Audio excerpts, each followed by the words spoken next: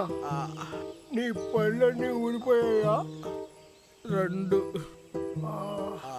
నాకు కూడా same pinch. Chocolate కొని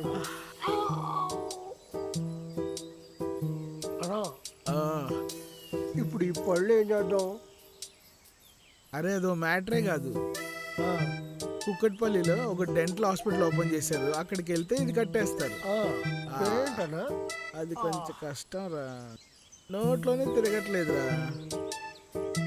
ఆస్ట్రోల్ డెంటల్ క్లినిక్.